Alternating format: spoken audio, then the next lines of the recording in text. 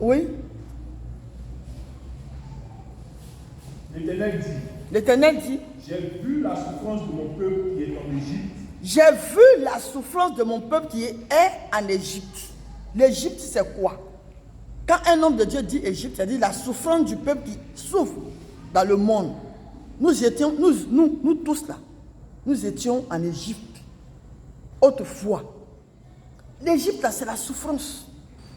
On était esclaves de la drogue, de l'alcool, de la cigarette, du sexe, du mensonge, des bagarres, de la prostitution, du vol, de toutes sortes de défauts. Quand nous étions païens, que j'appelle l'Égypte. Mais à cause de la souffrance qui nous tenait esclaves, Dieu envoie des gens comme Moïse pour nous faire sortir. Et nous sommes sortis aujourd'hui. À notre tour, qu'est-ce que nous devons faire? Nous aussi, nous devons faire sortir les autres. Oui? J'ai entendu les cris que lui font pousser ses oppresseurs. Ces oppresseurs, quels sont les oppresseurs aujourd'hui dans vos vies? Le thème, c'est Jéricho. Nous avons plusieurs oppresseurs. Chacun vit un problème, une difficulté quelconque. Il y a des personnes, depuis qu'ils sont convertis, les malheurs se répètent dans leur vie. Et d'autres, c'est mari de nuit, mari de nuit, mari de nuit. Certaines, c'est célibat, célibat, célibat, célibat. Pauvreté, échec, chômage, stérilité. Les choses qui perdurent, ce sont des oppresseurs. Oui? J'ai entendu les cris que lui font pousser ses oppresseurs. Oui? Car je connais ses douleurs. Car je connais ces douleurs. Frère, c'est pour dire que lorsque nous souffrons, Dieu connaît nos douleurs. Lorsque nous pleurons, Dieu connaît nos douleurs. Lorsque nous gémissons, Dieu connaît nos douleurs. Lorsque nous nous lamentons, Dieu connaît et voit nos douleurs. Dieu nous voit dans nos souffrances. Dieu nous écoute. Il est attentif à la voix de la souffrance qui retentit nuit et jour dans nos cœurs. Aujourd'hui, lorsqu'on pense que l'Afrique est endormie par la religion, je suis venu vous dire ce soir que ne croyez pas à ça. Ce que la religion nous apporte, ceux qui ne croient pas à la religion ne peuvent recevoir et comprendre cela. Ceux qui ne sont pas endormis, selon eux, par la religion, malgré qu'ils ont évolué, ils ont beaucoup d'argent. Ils ont de beaux pays où tout est bitumé, il n'y a pas de poussière. La technologie, la médecine. Mais pourtant, ces personnes-là se suicident à longueur de journée. Ils montent sur les ponts puis se laissent tomber. Certains même se tirent une balle dans la tête. Ils se coupent les veines, ils prennent des comprimés pour se suicider. Pourquoi? Parce qu'ils n'arrivent pas à supporter certains problèmes. La cause qui peut amener un Européen à se donner la mort, nous les Africains, nous avons la même cause, mais nous venons déposer à l'église et nous trouvons la solution. Nous ne sommes pas si bêtes depuis des milliers d'années, depuis des décennies. Si nous sommes dans quelque chose que nous n'avons pas de résultats, nous n'allons pas continuer à faire cette chose. Est-ce que vous êtes d'accord avec moi? C'est parce que nous gagnons quelque chose dans la religion que nous sommes accrochés à la religion. Nous les Africains, la religion est fortune pour nous. C'est une fortune, c'est une richesse. Nous préférons aujourd'hui cette culture d'être vraiment des chrétiens comme nous sommes que d'être des idolâtres. Et nous gagnons plus. Parce que quand on parle de résurrection, quand on parle de paradis, le paradis n'a pas été fait seulement que pour les Africains ni pour les Blancs. Étant donné que nous sommes tous étrangers et voyageurs sur la terre, nous allons tous mourir et chacun est venu et fait un passage sur la terre.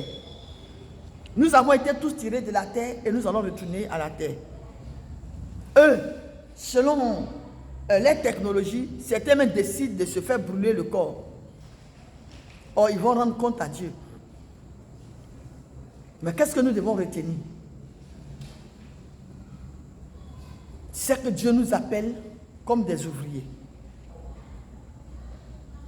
Ce ne sont pas les Blancs qui nous ont envoyé la religion. Mais la manière que la religion, les Juifs ont reçu la religion, et c'est cette religion qui coule dans notre veine.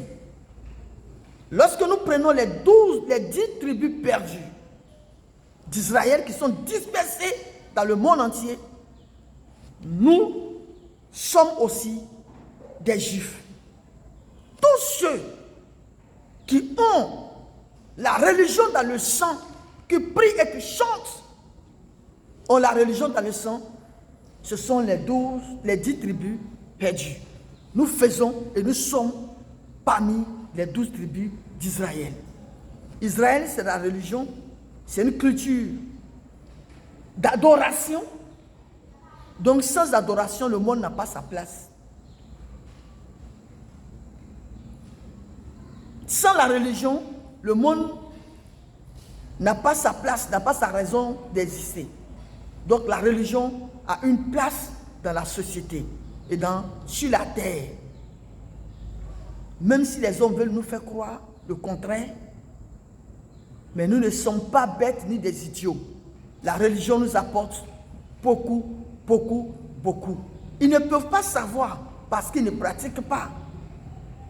Comme on le dit chez nous, celui qui a vu le lion et celui qui ne l'a pas vu n'ont pas la même manière de courir. Nous sommes chrétiens parce que nous croyons.